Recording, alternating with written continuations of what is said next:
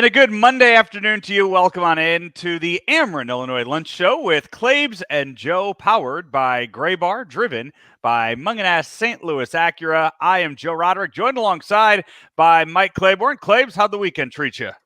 Well, it was an interesting one. A lot of activity as far as sports is concerned. You had a lot of football, a lot of baseball, and it was a good week. This healing thing, man, this rehab thing is. I mean, I know you have to do it, but I didn't know, and I haven't had to rehab from anything this major in a long time. But man, your body reminds you, man, you gotta every now and then you better shut it down. So, but overall, I enjoyed most of the sporting events. So here's my first question to you: who's worse, the Dallas Cowboys or the NFL officiating? That NFL officiating, I think football officiating all around had a Yeah, you know real, what? I think you're right. real rough Uh, I, weekend. I, That Mizzou game, that missed face mask penalty in the Mizzou game, referees kind of, they went to London on Sunday and said, you know what, people are here to see us in this Jags-Bills game. And then there were some other calls just all around that were really, really questionable all weekend long, just on both sides.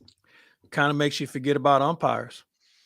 I mean, the umpire, you get the best of the best in the postseason. Angel Hernandez Well, is well, nowhere. hold on, He is hold on. Angel Hernandez is at home rehabbing in the I don't know. postseason. I So don't know if it's the best of the best. Now maybe they have a different grading system on how you get in the postseason. Well, I look at some of those guys. I can't think of one off the top of my head, but I looked at a couple of those crews, and I was like, well, maybe they had a better series than after they left St. Louis or after we finished seeing them work. Um, and I get it; it's hard. I can't do it for a living, but for the people who choose this field, either they have too many rules or they just can't process it quick enough. And I don't know what kind of mandates they get from upstairs, but it's hard. I don't know what's harder for me to watch, the game itself and the execution, or the officiating and the lack of. the so with the umpiring in baseball, and I know we're jumping around here to start, but yesterday, for example, in the Orioles Rangers game, Orioles pitcher, it was Grayson Rodriguez started the game for the Orioles yesterday, and I know there was a call in the first inning that had people upset about a missed strike three call. I don't know if it's because we were so lucky, we were so privileged over the years to watch Yadier Molina catch for the Cardinals. But when you have a catcher setting up outside and he moves his glove all the way over to the inside corner to catch a ball 100 miles an hour or not, if he's moving his glove a foot and a half, you're never getting that call. I agree. I Never. And agree. that's not on the umpire in that case. That's on the pitcher, that's on the catcher for moving around. I mean, there's a lot more in play that, yes, if you have robot umpiring and you have a set zone that you can call up on, yeah, that's going to be a strike. But in that moment, watching a catcher's glove move that much, no, you're never going to get that. No, I agree with you. Especially, and you make a really, really good point about setting up. If you put your glove in a spot, the umpire expects the pitcher to throw it near that spot, not, as you mentioned, over here or over there or up here. I mean, and that's when he's going to give you that pitch. If you throw it close to the glove, you're normally going to get that pitch. You throw it that much where there's that much of a difference in distance, probably not. And I think the other thing, and we don't have to harp on this umpiring thing forever. If the box on TV is not the one, and we've heard Joe West and I've heard other umpires tell us that's not really the box to measure because it's not properly aligned, then get it aligned so we all have the same information, so we all can be objective about this, compared to just, well, it was a strike in the box. Well, everybody tells us that box not accurate, which is why I wonder why we even have one.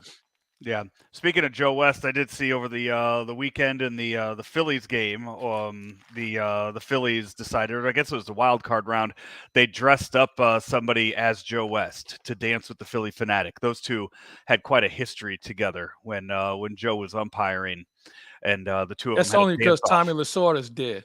Yeah. So, Lasorda would have been a better better mate in that situation, but he's dead, so you can't use him. Hey, this is the Ameren, Illinois Lunch Show, and Claibs, you and I have talked about it for a while, and I wanted to bring it up because this weekend is the Linesman Olympics. Teams from across Illinois and Missouri will compete at the Linesman Olympics in Overland Park, Kansas. Is this going to be on TV? I don't know if it's going to be on TV or not. This is the 39th annual, though, International Linesman Rodeo, October 13th and 14th. It brings together the most talented line workers from utilities all around the globe to compete in events based on common tasks performed by journeyman line workers and apprentices. Ameren held a competition earlier this year to select the line workers. The Ameren, Illinois folks are sending 24 linesmen, 14 apprentices, and 35 judges and committee members over there, while Ameren, Missouri is sending 24 linemen, 12 apprentices, and 16 judges over to Overland Park this weekend. I did ask Claibs because you wanted to know why it's not held in Vegas, why it's held there. Overland Park has the they have the space to put up all the poles and to hold an event like this. I don't know if the Sphere is ready for something like this yet in Vegas. So this, to me, and Rammer would be good at this. You know, he used to do the firefighter challenge, and you'd always see it like on Thanksgiving morning or Christmas Day on ESPN. This, I think this would have more relevance than some of the other things that ESPN puts on a holiday, you know, where they know there's going to be a small viewing audience, because let's face it, this is some real stuff that we're talking about here that everybody, again, can't do. I'd be more interested in seeing how that works and some of the stuff they put on. But, you know, I'm not in charge of that. But we wish our guys and girls from both sides of the river who are going to go represent Ameren, we wish them the best and the good health as well. I mean, well, you can't get any trouble in Overland Park, Kansas, so everybody be back to work on Monday. I think you remember back in the day, ESPN would have the competitions where the guys would go, they would chop the wood, they'd climb down, they would do that, or the log roll and stuff like that. I would imagine, yeah, this is similar to watching an event like that, to where it's a spectacle to watch, and it's something that the people sitting at home watching could not do at all. No, and you know, the sooner you admit that you can't do it, I think you can appreciate it even more. Yeah, so we will. We'll have the folks at Ameren send us an update and any kind of pictures, videos, stuff like that they get from the event this weekend. We'll have that for you here on. I have another off the beaten track question for you. You're a runner. You participate in some of these triathlons, and I know it's a very challenging event, and another one which I can't do or won't do. I see where there was a gentleman who ran a marathon yesterday in 2 hours and 35 seconds. So here's my first question to you. Do they test at these events? I don't. So I don't know. I mean, obviously they're not testing people like me that are doing this. They're not, you know, they're not doing that. But at the professional level, when these people are getting paid money to do this and they have sponsors, that I don't know. I'm not sure if there is a. Can you look into that? Because I mean, he didn't just break the record. I mean, when you see something that glaring, where the next runner didn't come on for like 3 minutes, I'm gonna raise a hand, call bullshit on this. Okay, that is so. I hate running in the cold. I went up to Forest Park yesterday, ran. I had long sleeves on. I had gloves on. I was miserable. It was about 43, 45 degrees when I got started out there yesterday. I hate that. But for these professional runners, for the people that go out and do that, do this stuff and probably do as many races and runs as I do, the temperature yesterday was phenomenal for them. They love that. And I did see almost all the professionals yesterday set personal records. I saw just regular runners, just people who have done the Chicago Marathon multiple times, set personal records, personal bests yesterday in that race, just because of how cold it was. I think it ended up getting to around or low 50s by the time the race was over. And for an example, I ran the Chicago Marathon 2 years ago, Claibs, and it was in the 80s when I ran that. And I'm running that, and you're watching people just dropping like flies as the race is going on. And that's kind of what pushed me, is I'm there mile 20 thinking I can't go anymore. And I'm looking, I'm like, well, I'm not laying on the ground like that guy. So I guess we'll see how this mile goes and go from there. But I don't know what performance enhancing drugs are going to do to just, I mean, 2 hours and 35 minutes, Claibs, to run 26.2 miles. All right. So we have a podcast with Rammer and Dr. Rick. And I think that's got to be a subject that needs to be broached because Yeah. he would know if there are some sort of performance enhancing. And I'm not trying to, well, I am because I'm questioning it because it was such a big gap. And we've never seen anything like this before. But I gotta, I don't know, man. I mean, I gotta, and you know what? If he's cheating, he's cheating. And if he's not, then even more power to him. But it's just such a big gap between everybody else. And as you mentioned, a lot of people had personal bests. So here you go. I did look it up for the Boston Marathon, which is coming up in April. Athletes competing in the event are subject to blood and or urine testing for any substance or method that the World Anti-Doping Agency would be on the World Anti-Doping Agency prohibited list. So yes, these athletes are drug tested, blood tested, urine tested for these events if they are there for money purposes. If they're there trying to make. So a we're living off assuming this. that this person who broke the record is running for money. Yes. Okay. Yeah. So let's wait until maybe like Wednesday or Thursday when the results come back. Yeah, and again, I don't know how that works if it's before or after, both for something like that, with that being the case, but it's still just an amazing accomplishment that the guy did regardless. I mean, still, it's the same thing like hitting 73 home runs in a year. I mean, he still put on a show yesterday. The people loved it. Everyone's talking about it. So, Okay, Barry Bonds. I'm here to be entertained. Okay. All right. Hey, we told you about the folks out at Ameren. They are the title sponsors here of the Ameren Illinois Lunch Show each and every week. Let's take a quick 30-second break. When we come back, let's dive into the MLB playoffs that are underway in the ALDS and the NLDS right here on the Ameren Illinois Lunch Show with Claibs and Joe here on ClaibsOnline.com. Munganess St. Louis Acura has a great selection of new and certified pre-owned Acuras. Get 3.9% financing for up to 36 months on all new Acura models, or get $1,000 in loyalty incentives on the 2023 TLX and RDX, and $750 in loyalty incentives on the 2024 Integra. Get financing as low as 1.99% for up to 36 months on certified pre-owned TLX and MDX models. Munganess St. Louis Acura, better than ever for you. Back here on the Ameren Illinois Lunch Show with Claibs and Joe here on ClaibsOnline.com, powered by Gray Bar, driven by Munganess St. Louis Acura. And Claibs, earlier today, I saw that the folks out at Munganess St. Louis Acura are looking to add another sales professional to their team. They've been servicing the St. Louis area for over 30 years as a premier realtor of new and used vehicles, named the best place to work. In 2022, they are a 31-time Precision Team Award winner. That is the most in the nation. You can head to stlouisacura.com and search for the job page now to make that your next career out at Munganess St. Louis Acura. Claibs, we are well into the baseball postseason, and I'm treating this, watching the postseason, kind of the same way I watched the NFL during the Rams' final few years, where it's fun this year to watch good competitive baseball after watching the Cardinals all season long, kind of just trudging to the end of the season. And now where these games mean more, the crowds are into it. And except Tampa. What'd they call it? A group? Not a crowd. It was a group of people. Dodger Stadium wasn't sold out either. But I think with in LA, you had USC playing that night and somebody else was playing. So I get it on why maybe they didn't get a full house. But and it's the first round and baseball kind of falling off the front page because they haven't played in a while. But yeah, you get these first round games so far, and now that we have seen into it, the only home team to win so far was Houston in those first games. Now you're getting the people complaining, saying, the new format isn't great. The new format needs tweaked. What are your thoughts on what you've seen so far in the divisional series with the road teams, the wild card teams still being able to play good baseball?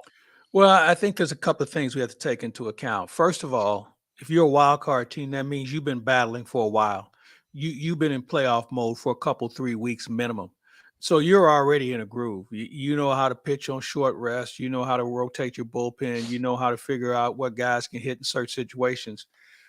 Compared to the teams who've had that a lot of time off and who really hadn't had a meaningful game in a month, and it's caught up to them.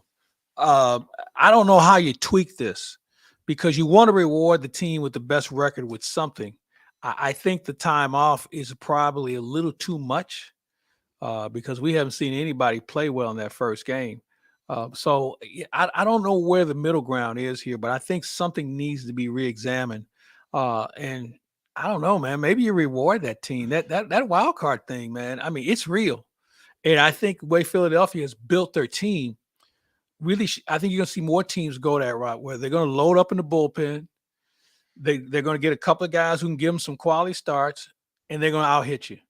But their bullpen has been the difference. We saw it firsthand when they came through St. Louis, and we saw it last year.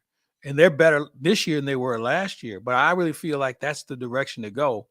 And with Arizona, I was on a show on Friday. I was on with Frank on Friday. And I said, the Dodgers better be careful because Arizona is that team you did not want to face because they don't have enough guys who've been there. So they have no idea what to expect other than to go out and just play. And when you're at Baltimore, you're in a similar situation, but you've been in first place a lot of the season. So now you have guys who haven't been there before and now don't know how to push the reset button. So there's a lot of things that go into this, and I'm just not sure what the right answer is right now. I think it's something they have to talk about, though. That's exactly what I said to Rammer when we did a preview of this too, is that Arizona, they have so many young guys on the team right now that they don't know that they're maybe not supposed to be there yet. They don't know that they're a year ahead of schedule probably with how good these young kids are playing.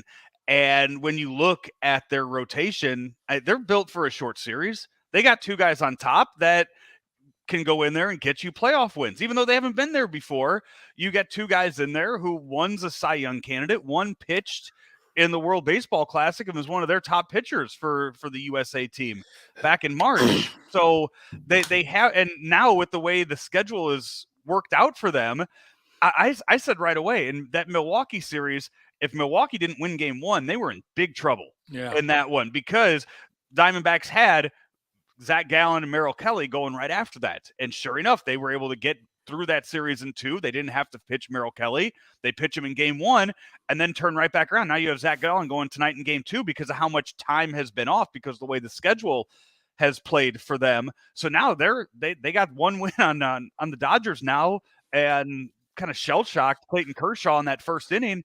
And now you have your best pitcher going in game two. Here's a question for you because we're so performance driven innings wise and pitch count. Do you have, and I don't know if you've done this yet, or when you look at these pitchers and we baby them so much, some of these guys are going to reach points where they're going to be pitching beyond what their normal routine would be. What I'm saying is they're going to pitch more innings than they ever pitched before. Will that have an impact? As far as how far this thing goes, because you're going to have some guys who are going deep already this year. And now you're going to ask them to give you let's say at least 4 more starts between now and the end of the regular season. The postseason. And the innings, does it match up or do you pitch off adrenaline and not worry about that? And I think everybody's made differently, but I'd be interested to see of your main pitchers, where are they at as far as innings pitch total compared to their career high?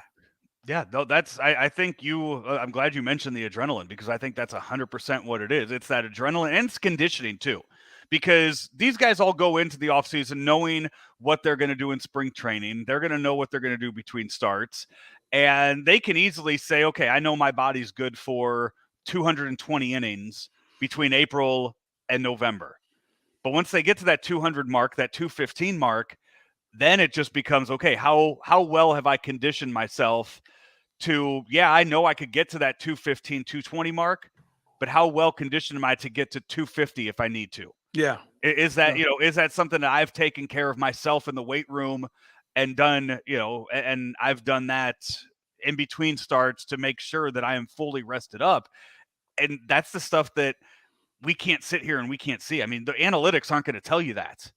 That's a guy's work ethic at that point, and his body makeup too, because some people's bodies, they give out on you. You know, they let you down. So I'm looking at Zach Gallen's numbers now. He's exceeded his previous high in innings. His previous high in innings pitched was 184. He's at 210 now. Okay. 210 with more to go. So at what point does that catch up to him, or does it prove that it's more mental than physical as far as your ability to be productive? And I think that's something we got to look at for all these guys. As I said earlier, a lot of these guys, none of these guys that are alike, they're all made up differently. But I think it's something we should start paying closer attention to as we get deeper into postseason. What do you say about the way Clayton Kershaw and what he did? I mean, we've seen this firsthand in St. Louis with him in the postseason. It's that again, that is one of the best pitchers of this generation that we have seen time and time again. He gets into October and doesn't have it and gets hit hard. Yeah, it's a head scratcher. I was talking to Tommy Pham about this on Friday. I said, what kind of success? He says you have to be careful when you wait. He said a lot of pitches he throws aren't strikes, but he'll chase. If you chase, he said, if you know where he's going to try and go after you at, and if you're patient, you can get him. He said, but you also have to be aggressive and look early, because he's going to try and get you over to get me over strike. And those are the ones that really get him in trouble if he doesn't get the call. But I think the other thing about this is, I don't think these guys are scared of Clayton Kershaw. As good as he is, as you touched on it, and we'll go back to Arizona. These are guys. I remember I used to watch him on TV when I was a kid growing up. Yeah. Now I get a crack at this guy. I don't think they're intimidated, and I think that really worked against Kershaw, because I think what happens with other hitters, they think too much. They think, well, he's going to try and do this, so I should do that. Now you have guys that's going up, hey, I'm looking for something I can hit. And I think that's where the difference lies. Corbin Carroll is 23 years old. So he was what? He was 12, 13 back when Matt Carpenter and Matt Adams were hitting home runs off of Clayton Kershaw in the postseason. He's facing him now thinking, that was 10 years ago. But he's a different pitcher. Right. Kershaw's nowhere near what he used to be, but he's still effective. I just think that in the at-bats that I saw against Kershaw, and there weren't a lot of them, guys weren't trying to do too much. They weren't trying to do too much. They were hitting it in the zone. They saw it, and they didn't try and do too much. And that's what did them in. Now, tonight's going to be different, different pitcher. By the way, so I was talking to Ramber about this yesterday, as we're all over the place on baseball. Is Jordan Montgomery a younger version of Lance Lynn? When you look at him physically, he's a two-pitch pitcher. He's always around the zone. He'll give you innings. He's not the most conditioned athlete that you're going to ever see, but he gets the job done. Yeah, that is what frustrated me about this season, because I told you back, we talked about this back in February and March, that I thought he was going to become the ace of the Cardinal staff. Yeah. And it never happened. That's because he wasn't here. Well, you know what? Here's the thing about that. With Montgomery, he had poor run support. Defense was a little shoddy behind him early in the season. But even with that said, he still would have been your best pitcher on this team. Yeah. Still, it just never it didn't work out here. They traded him away. We'll see how that trade looks in a few years. But he's now pitching in the postseason. He's got 2 wins, or he's pitched in 2 wins for the Rangers in the playoffs so far. That's the other one we haven't even touched on, the Twins-Astros series yet. That's the only one that's split. That's the first time where both teams have won in a series so far in these playoffs. Carlos Correa yesterday passes David Ortiz and Derek Jeter for RBIs in the postseason, and which surprised me. I know he played a lot of postseason games for the Astros early on, but for the last couple of years hasn't played in the postseason. That's really odd, because I didn't think of it like that. I'm like you. I didn't think he played that many games, and I didn't know where he was that effective from an RBI standpoint. But he's been doing something, and that's going to be an interesting series, because Houston doesn't play well at home. They can mash. Defensively, they're solid. Their pitching is above average, and they got Dusty. Rocco Baldelli has done a really good job with that Minnesota bunch. So that I could easily see that being a best of 5 series. Yeah, the forecast in Minnesota for this week, Oh high boy. of Tuesday, it's a high of 57, but I believe that game's at night. No, that's the afternoon games. Good. They put that one in the afternoon for that, and then on Wednesday, a high of 58. So yeah, it'll be in the 50s up in Minnesota for all those guys. You talk about Arizona Astros not playing well at home. They got to leave the dome and they got to go way up north for their next 2 games. Target Field was not built to host games in October or April.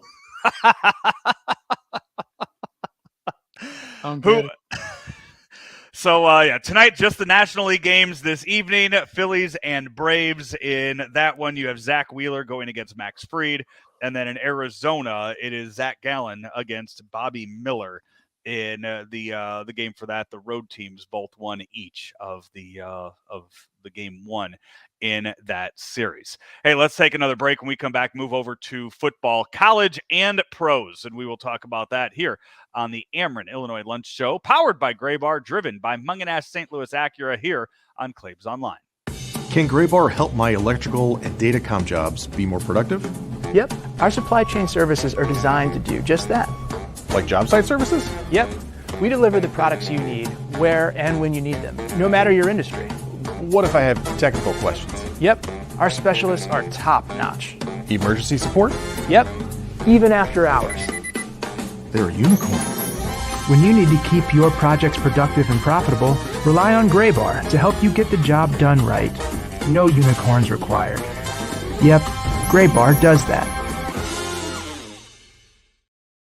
Back here on the Ameren, Illinois Lunch Show with Claibs and Joe, powered by Gray Bar, driven by Mungenast St. Louis Acura.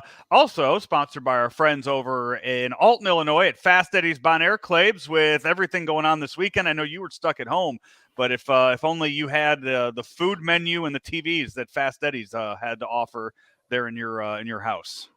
I'd never leave.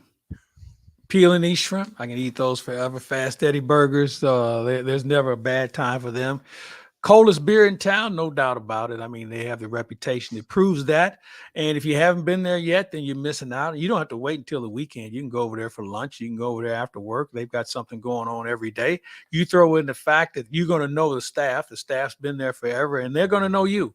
And one of the great things about it is there are no kids. This isn't family night. You got to be 21 or older. Come in and act like you have some sense, and you're going to have one of the best nights you can ever imagine at Fast Eddie's Bon Air in Alton, Illinois. Claibs, on Saturday in Columbia, Missouri, Brian Kelly brought his LSU Tigers into town to face Mizzou, and for about 3.5 quarters, Mizzou looked like the better team and just kind of all fell apart there at the end. But maybe the Tigers prove that they deserve to be in the top 25 and that they are going to be a force to be reckoned with in the SEC this year. Well, Eli Drinkwitz said it best. They decide their own fate because they're playing everybody outside of their division, so they can decide their own fate. It was unfortunate. I thought Missouri's tackling got really sloppy, and I told you that earlier in the season. I didn't think their tackling was very good, and it caught up to them the other day. But there were a lot of bright spots. I'm glad the Brady Cook interception streak is over. He can start over with a new one. It happens to everybody, but I thought the resilience that Missouri showed was something that they can build on. The schedule doesn't get any easier. It is the SEC. You're going to Kentucky, who got embarrassed by Georgia. They have something to prove. I think the mission for Missouri now is to try and get up into the top 12, maybe the top 15, somewhere along that line from a ranking standpoint. That really would put you in a position to get into a quality bowl. That's something I think they should be working on next. But who knows, man? They could still run the table. I mean, the offense is legit. And although they were going up against LSU's defense, which is terrible. But you know what? Here's the thing, Joe. I don't know what defenses in the country are good. I'm seeing some defenses getting shredded. So I don't know. And you use the ranking, and I'm not an advocate of ranking anyway.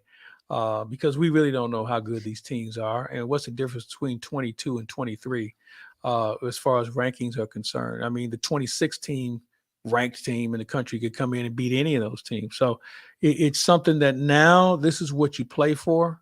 The schedule is in your hands. You don't have any excuses. You just got to go play. And I don't know enough about the quarterbacks and the opponents they're going to be playing the rest of the year, but Jaden Daniels, the way that he just, hurt or not, I mean, the way that he just kind of put the team on his shoulders in that fourth quarter, legs and arm, and was able to just back-breaking runs in there where you thought you had him third and long, and then he just takes off, and there's nobody anywhere within 15 yards to touch him after that. That's demoralizing as a defense. When you think that you have them, when you get him on the first two downs, that third down, you're closing in on him, boom, he just slips right through. It's, it crushes you.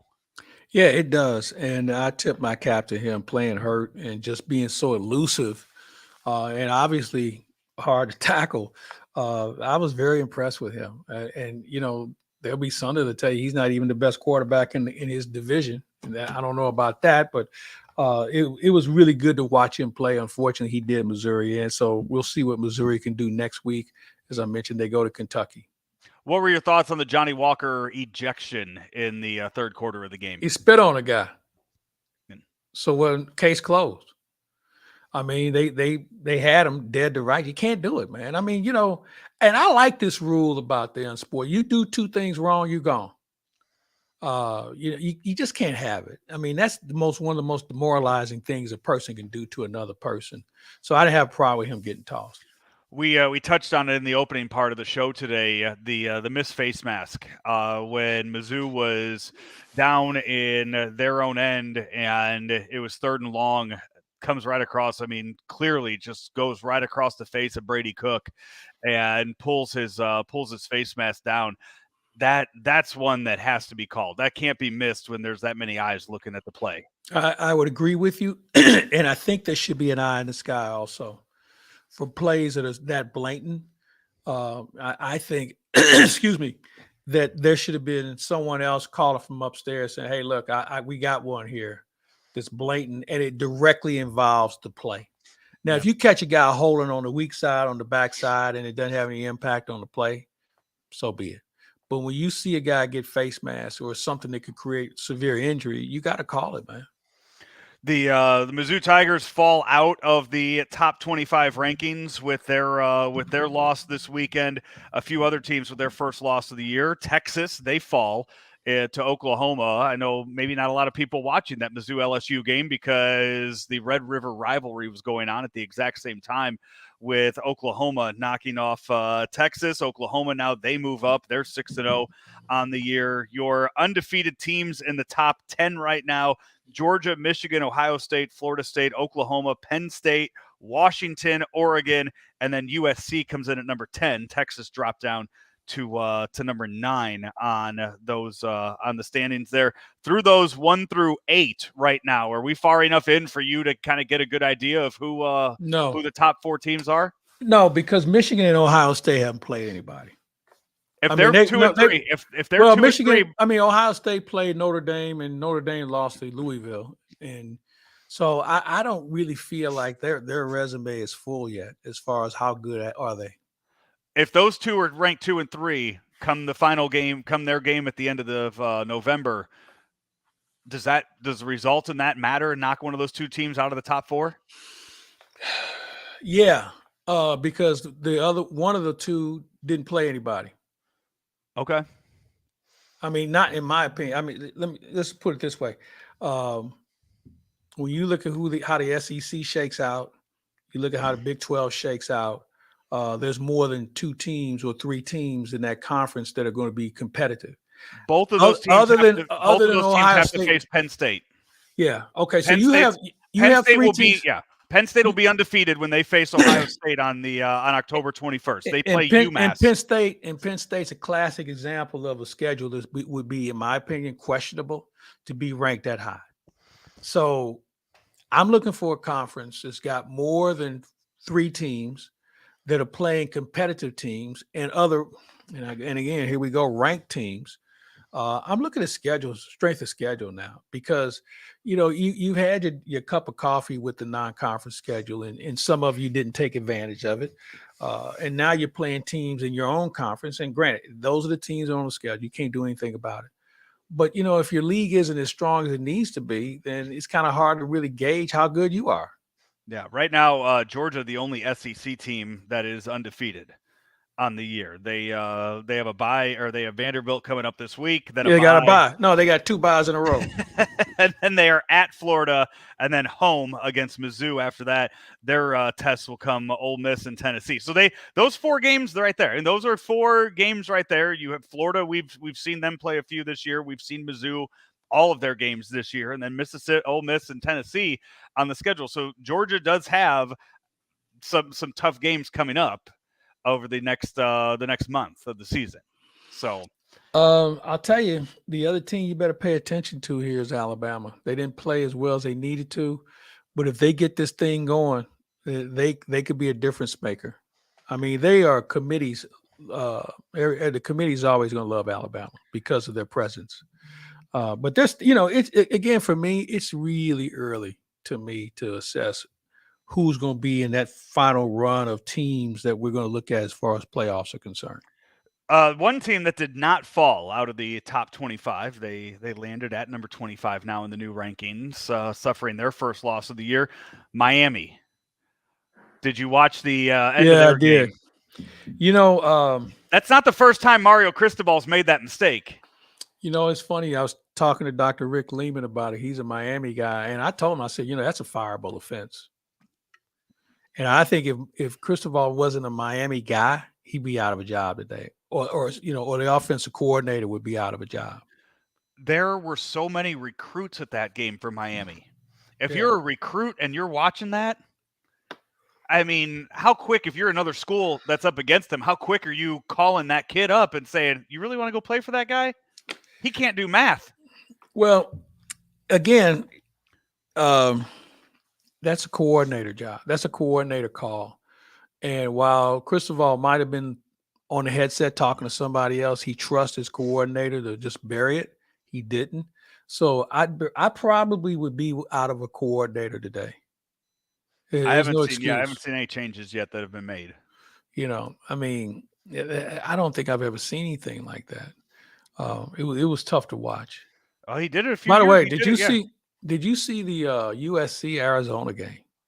I missed that one. Yeah, I missed what happened on that one. It may be as entertaining as anything I've seen so far this year, which brings me to this. And I'm not a big fan of the Heisman Trophy and how it's worked as far as the balloting and how the selection process takes place. But I will say this: if there's a quarterback in the country better than Caleb Williams right now, because it's now a quarterback award, running backs seldom get it anymore. I like to know who the quarterback is, because Caleb Williams checks every box on and off the field. How he willed that team into winning in double overtime. He's a real credit to the game right now. So I think he may have as close of a chance of repeating for the Heisman Trophy than anybody I've seen. And I was around when Archie Griffin won it the 2 times back-to-back. And that was my era. I almost, I took a visit there. I took a visit there, and I said to him, what the hell am I doing here? Have you seen the reports on Caleb Williams about apparently might stick around after this year again, and you know what? has said that there are certain teams in the NFL he'll play for? How much do you believe in those reports? I believe it's real. And we've seen it happen before. You go back to John Elway, you go to Eli Manning. There have been guys who've been able to dictate how things work in the draft. And I say to Caleb Williams, more power to you, brother, because this game is not guaranteed as far as success is concerned. And if you go to a crappy organization that already has a crappy team, and all you're going to do is be the next pincushion for it, I would think twice. Or I would just say, hey, look, I'm not signing. I'm not. I'll go back in the draft. So don't take me. Or if you do take me, if it's your turn to pick, trade my rights to somebody else and get a haul for it. Yeah, if you I'm not missed going it, the report is that Caleb Williams, I mean, knows he can make more Well, it's money. his old man NIL who money. who floated it out there. His dad floated it out Yeah. there. And you know what? From an NIL standpoint, he'll make more than most rookies in the NFL next year. Yeah. He Raiders, Cowboys, Vikings, Giants, and 49ers are the teams that he would reportedly play for. The franchises. So let me ask you, that he would run reportedly those play teams for. by me again. The Raiders, All right, Cowboys. so they already got a quarterback Mhm. in Vegas. Cowboys, after that last night, I don't know what's going to happen next there. So that might be a spot. Vikings. Viking, Kirk Cousins is really good, but I think this kid can be better. Who else? Giants. Well, Caleb Williams can't block. They need offense. They need some blocking. And then the 49ers. Well, I don't think they're going to get off of Brock Purdy because they don't have to pay him. Yeah, so that's the report there for that. We will talk NFL when we come back here in just a bit. It's the Ameren Illinois Lunch Show, powered by Gray Bar, driven by Mungenast St. Louis Acura, right here on ClaibsOnline.com. There's always been a bright side to living in downstate Illinois. Ameren, Illinois is making it even brighter with a little help from the sun. Right now, we're building a next-generation solar facility to bring you cleaner energy for generations to come. It's good for the environment, your neighborhood, and everyone living in downstate Illinois. That's brighter thinking. That's energy at work. Learn how you can participate in solar programs at amerenillinois.com/renewables. So a lot of college football talk. Now we move to the NFL. This, which started off this past week with losing, or this past for the week 5, losing a legend. Dick Butkus passes away, and on Thursday afternoon, the Bears just so happened to be playing Thursday nights, and for the first time in almost a year, the Bears actually decided to play a football game all the way through and beat the Commanders on Thursday, playing for, I guess, to honor the late, great linebacker. First of all, you have any interactions over the years with Dick Butkus? I did. I got to know him reasonably well. So back in the 70s and 80s, he was doing a lot of light beer commercials. And my dad he and some other guys had a bar, and they would do these little caravans. And so one year, him, Bubba Smith, and Deacon Jones all showed up. I had to be in like the 8th grade, and they were so cool, so much fun to talk to. And about 3 or 4 years later, I ran into him again. No, I was out of college, and I ran into him, and we talked, and I reminded him when I met him early on in the whole 9 yards. He was nothing but nice and graceful. But obviously when he put the uniform on, he was a different person. But I think what he did for the game, he gave the game a face that wasn't a quarterback. He gave the game a presence on how tough this thing is to really play. And he made more money off the field and endorsements and everything else than he ever made as a player. He only played 9 years, but in the NFL, that's a long time. But he was the epitome. And he played in an era, man, where, there's a lot of guys that didn't get the credit and the notoriety that were just as good as him. Tommy Nobis, Willie Lanier. Who's the other guy that in Green Bay? And I can't think of his name. There were a handful of guys, Ray Nitschke. There were a handful of guys who were just as tough and just as good as Dick Butkus. I think the fact that he was in Chicago and he had that ferocious appearance about him, he wore those huge, big butterfly shoulder pads, and he made guys pay. And he had no problem chirping and making you feel like this is not going to be a good afternoon. But he was a great representative of the league and the game, and certainly sorely going to be missed. And then, he was able to transition into a career in the movies and TVs too after that. Let me back up on something. You said something about the Bears being fired up because of there's not one guy on that team that never even saw. Oh, I didn't say they were fired up before. I just said they honored him by actually playing football. Yeah, by actually winning a football game for the first time in a year. I don't even know if I could say that, because when you've been that bad for so long and somebody comes in the locker room a couple of hours before the game and says Dick Butkus died, what are you thinking about? The memory of Dick Butkus, or how am I going to block this guy in front of me tonight? So I'm not buying on that one. No, sir. That night though, the Bears put up. I mean, that's the Justin Fields numbers: throws for 282 yards for 4 touchdowns, 3 of those going to DJ Moore. 280 yards passing, 230 of it went to DJ Moore. I mean, that's the kind of stuff I used to do when I was playing Madden in college and just threw to Torrey Holt all game, where it's just he put up 230 yards and maybe Isaac Bruce got about 50 of those after that. You know what's funny about the DJ Moore thing? You know, Carolina didn't want him. And at last check, Bryce Young doesn't have anybody to throw to. They don't have anybody on offense that's worth a damn. And for that guy to slip out of there is really a head scratcher. But, you know, maybe they ought to just, you know, quit trying to be cute with the offense. Now, granted, they got a lot of injuries. They have a lot of injuries on that team. But quit trying to be cute and just go after teams and see what happens. And I think we have so many guys today. And I was watching the Steelers yesterday, and they've gotten away from the basics of the game and really utilizing the strengths that they have. And maybe, and I'm not saying dumb down the playbook. This is not about whether you can adapt or not. But look, man, the great teams, and I'll give you some examples like the Steelers and some other teams in the 70s and 80s and even 90s. Man, they had about a half a dozen, maybe 10 plays that they ran. They moved a tight end over here. This guy go in motion, and they stayed with it. They just had a different look about it instead of what we see now where guys are trying to reinvent the wheel in 4 quarters and you can't do it. With the rest of the NFL this past weekend, which do you want to go with the good that you saw or the bad you want to saw? Which direction you want to go first with? Let's get the bad over with. Bad over with first. Patriots. Bill Belichick might just quit. It's it has been a rough 2 weeks for the Patriots and a rough season. They're still going to stick with Mac Jones as the quarterback. He's not the answer there, but it is very, very clear at this point that Tom Brady won them those rings, and he was what carried the Patriots all those years, not the coaching. I'm gonna disagree with you on that. Brady was integral in that. But I don't think Belichick has a lot of things. He doesn't have enough defense. Obviously, you know, when you think about what Brady had as far as weapons are concerned, they really weren't that great. And I'm of the belief that there won't be a guy on those Super Bowl teams that ever go in the Hall of Fame on offense. Because there weren't any that were good enough. Randy Moss was there for the 1 year, and he was going in anyway. But I think overall, just the mindset of the direction of the game that Belichick is not adjusted to. They haven't drafted well. That's been apparent. There's a lot of things that go into it. Now, I'm sure somebody's going to say, well, you know, the game's passed him by.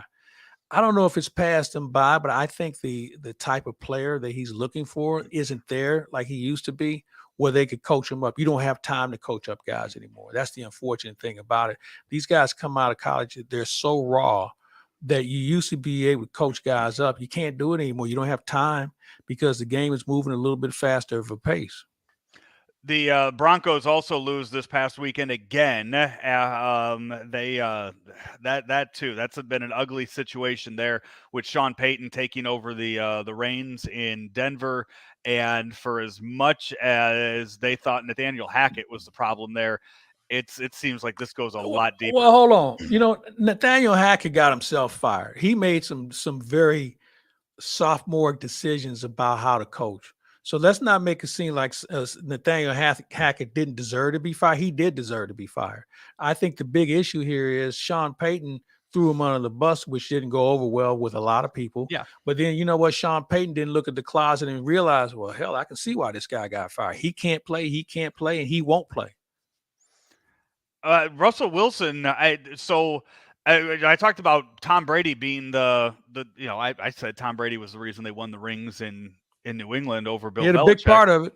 So give me your assessment of Russell Wilson, Pete Carroll, and who was responsible for the success that Russell Wilson had in Seattle that he's not having in Denver. Well, he doesn't have Marshawn Lynch to hand it off to, first of all. Yeah.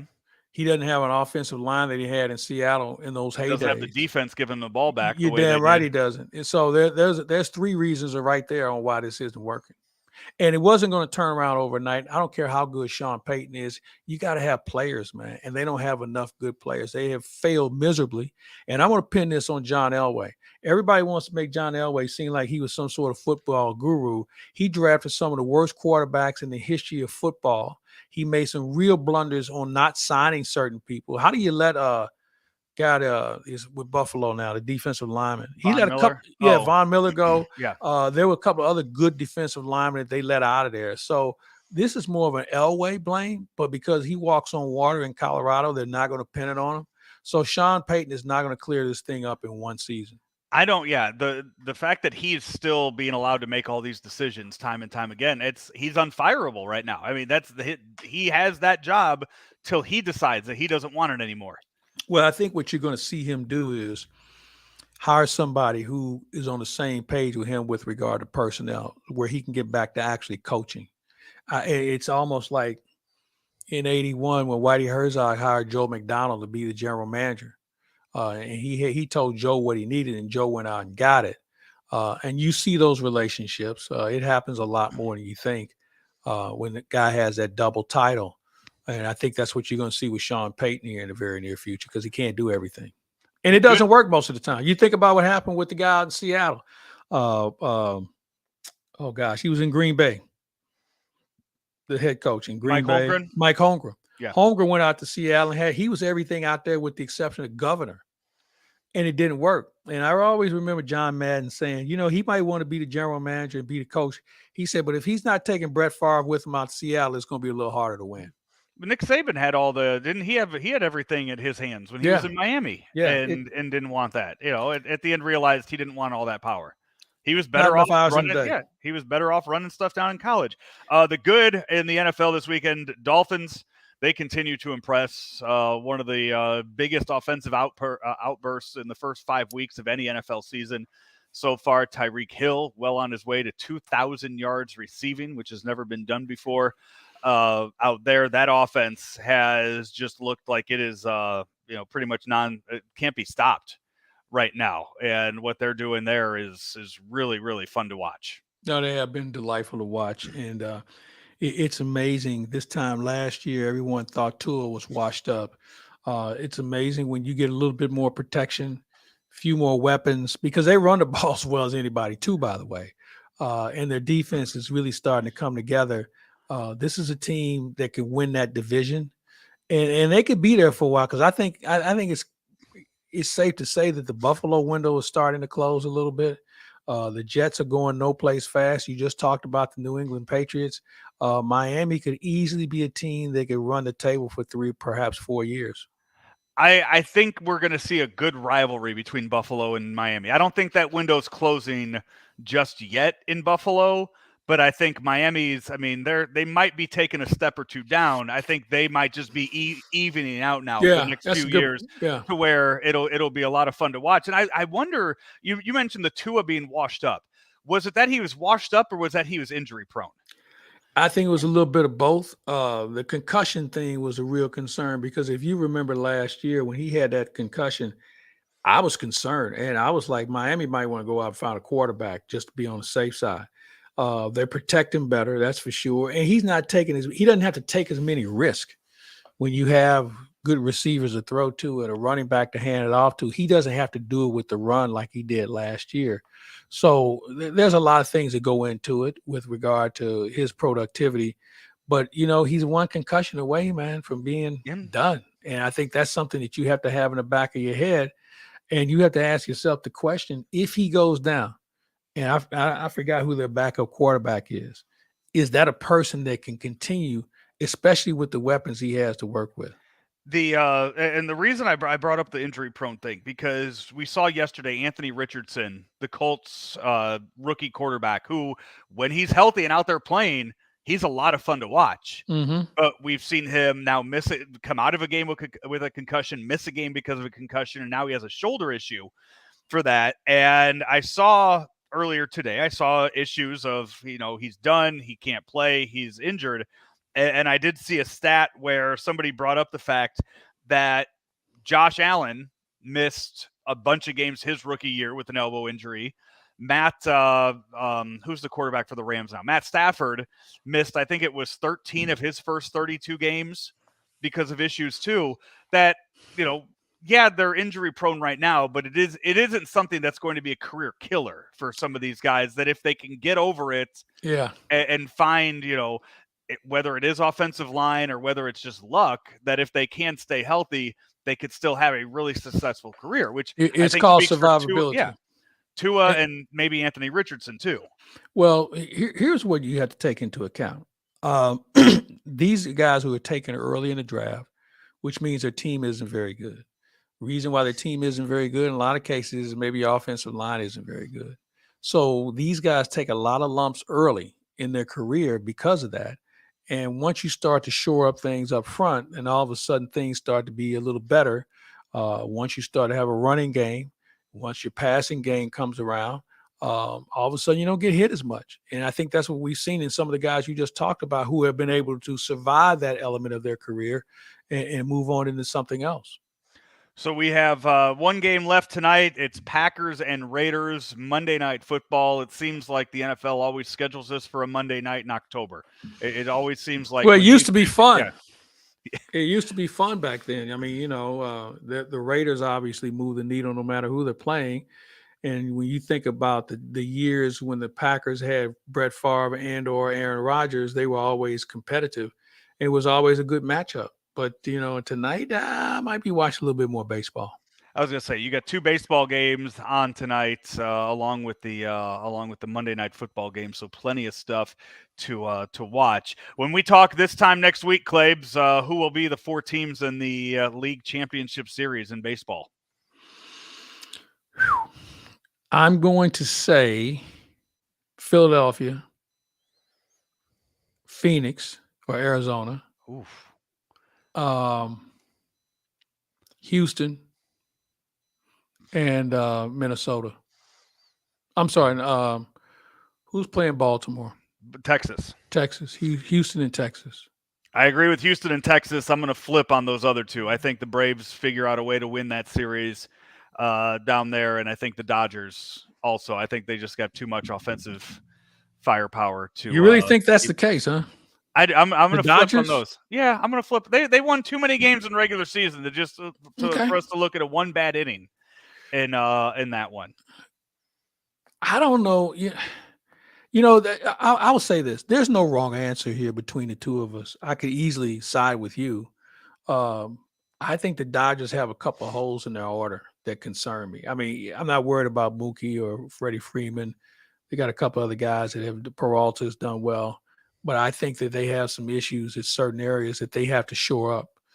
There needs to be a little bit more consistent. But you know what? It's a coin flip. Either one of those teams could win it. I would not be surprised. But I like a little intrigue here. So I'm going to go with those other teams. What do you have coming up this week for Claibs Online? Well, we're going to start off our premiere with Jamal Mayers. That's going to start up on Wednesday as hockey season begins. We'll visit with Bob Nightingale and Howard Richards on Thursday to talk about some Major League Baseball and also Missouri's plight going into Kentucky. And we're going to probably drop the Cedric the Entertainer podcast here fairly soon. And I would certainly enjoy talking to him. And we covered a lot of things. And he's funny. Even if he's not trying to be funny, he can say something that in a normal conversation that he can take to the next level and level beyond that. And so we cover a lot of things on that front. So I would hope everybody has a chance to check that out. And I'm going to try and get healthy. Until then, he is Mike Claiborne. I'm Joe Roderick. This has been the Ameren, Illinois Lunch Show, powered by Gray Bar and driven by Munganess St. Louis Acura, right here on ClaibsOnline.com.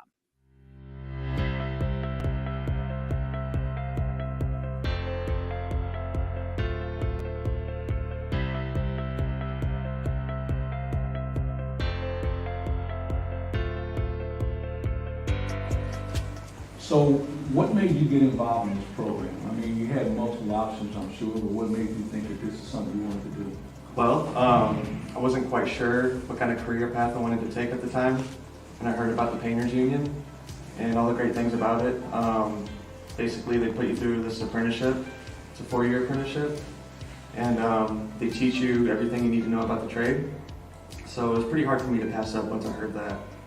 Well, I think mostly it was just knowing that, you know, they're here to protect you, the union is, and knowing that I was going to be able to take my time to learn. It wasn't going to be one of those things where they're forced to, day one, jump right into it. And I think once I figured that out, I mean, I love the opportunity to grow, and I think that that's the best thing.